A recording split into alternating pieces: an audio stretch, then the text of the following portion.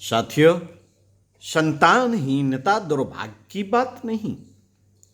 संतान की इच्छा संसार में सर्वत्र देखने में आती है। उसके लिए मनुष्य तरह तरह के प्रयत्न भी करते हैं, पर तो भी अनेक मनुष्य निसंतान रह जाते हैं और वे अपने को अभागा समझकर बड़े दुखी तथा संतप्त रहते हैं।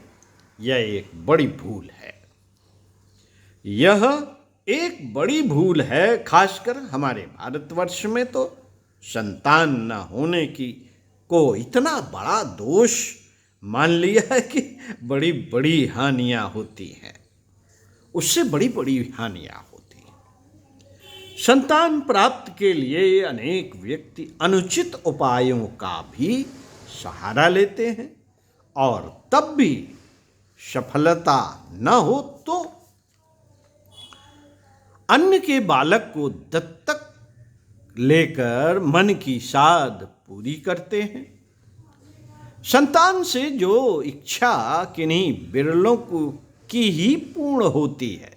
संतान से जो इच्छा किन्हीं विरलों की ही पूर्ण होती है, वे गौरव की, कमाई खिलाने की, सेवा मिलने की है।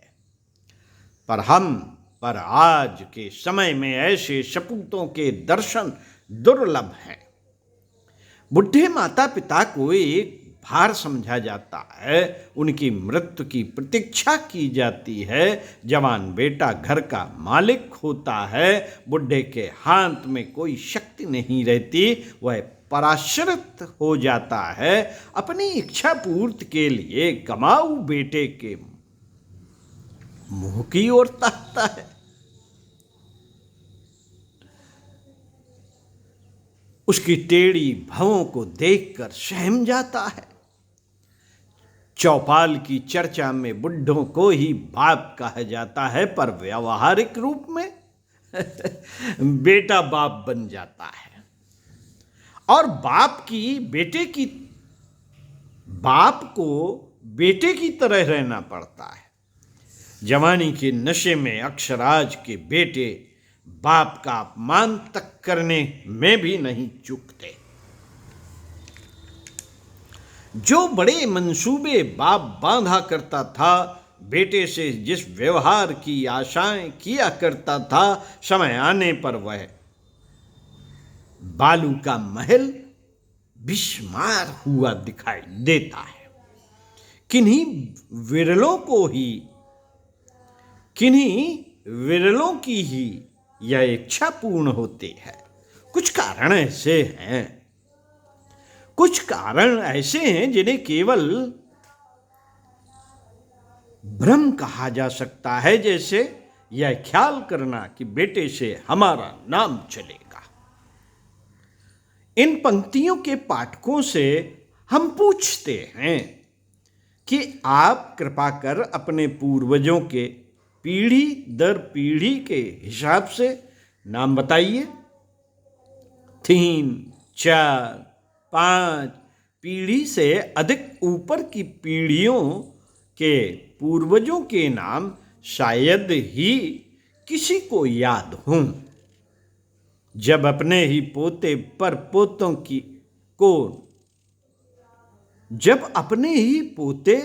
पोतों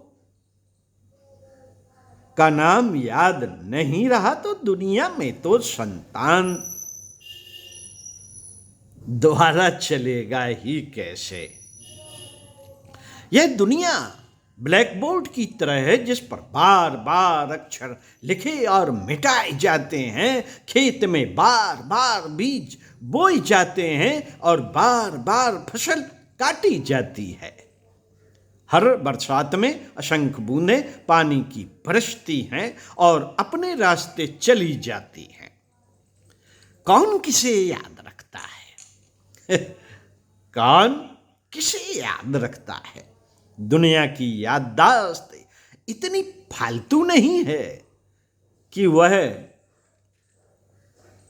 गए गुजरे आदमियों को याद रखे, उनके नाम चलाए।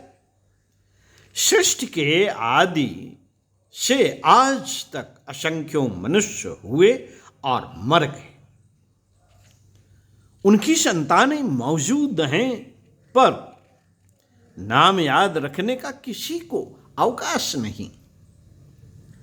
यह सब देखते हुए भी जो यह सोचते हैं कि संतान से नाम चलेगा, यह भारी भ्रम है। इसी प्रकार यह भी भ्रम है कि मरने के बाद भी संतान खाना पीना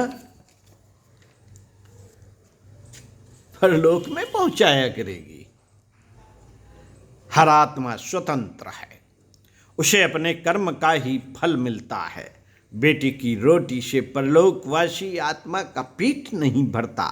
परमात्मा इतना कंगाल नहीं है कि उसके घर में रोटी का अकाल पड़ जाए, बेटे के पिंडोदक बिना बाप को भूखा प्यासा रहना पड़े। सद्गति अपने कर्मों से होती है। इसके लिए बेटे का आसरा ताकना निरर्थक है। मेरे पीछे मेरा उत्तराधिकारी कौन होगा, यह बात भी भला कोई चिंता करने की है। लेने के लिए तो हर कोई हाथ पसारे खड़ा है। फिर जिनके लिए छोड़ा जाएगा वे उसका सदुपयोग ही करेंगे, इसका कोई निश्चय नहीं। हम देखते हैं मित्रों, हम देखते हैं कि कितने ही लड़के बाप के माल को लूट का माल समझकर ऐसी बेदर्दी से फूंकते हैं कि देखने वालों को तरस आता है। साथियों, इन सब बातों का सारांश यही है कि आप चाहे संतानोत्पत्ति के लिए प्रयत्न करें या न करें, पर यदि संतान होती है तो उसे आदर्श बनाना आपका कर्तव्य है। कुत्ते बिल्लियों की तरह बहुत से बच्चे पैदा करके उनको इधर उधर मारे मारे फिरने के लिए छोड़ देना कोई प्रशंसा की बात नहीं। ऐसी संतान से हमारा और पूर्वजों का उद्धार तो क्या, उल्टा वे हमको नरक में धकेलने का कारण बनेंगे। इसी बात को समझकर आजकल अनेक विद्वानों ने तो संतान निग्रह का एक आंदोलन ही चला दिया है, जिसका आशय यही है कि मनुष्य को उतनी ही संतानें उत्पन्न करनी चाहिए जिनका पालन पोषण शिक्षा दीक्षा वह भली प्रकार कर सकता है। हम समझते हैं कि कोई भी विचारवान व्यक्ति इस बात से इनकार नहीं कर सकता कि अगर हम संतान के प्रति अपना कर्तव्य निभाने में असमर्थ हैं तो इससे अच्छा यही है कि उसे उत्पन्न ही न किया जाए। संसार में जन्म लेने वाला प्रत्येक अबोध शिशु परमात्मा की एक पवित्र धरोहर है, जिसकी उचित प्रकार से रक्षा और विकास करके ही हम अपने उत्तरदायित्व से मुक्त हो सकते हैं। पंडित श्री राम शर्मा आचार्य पुस्तक संतान के प्रति कर्तव्य गायत्री मंत्र की याक्षर की व्याख्या आपको पढ़कर सुनाई। अच्छी लगी हो तो वीडियोस को शेयर कीजिए और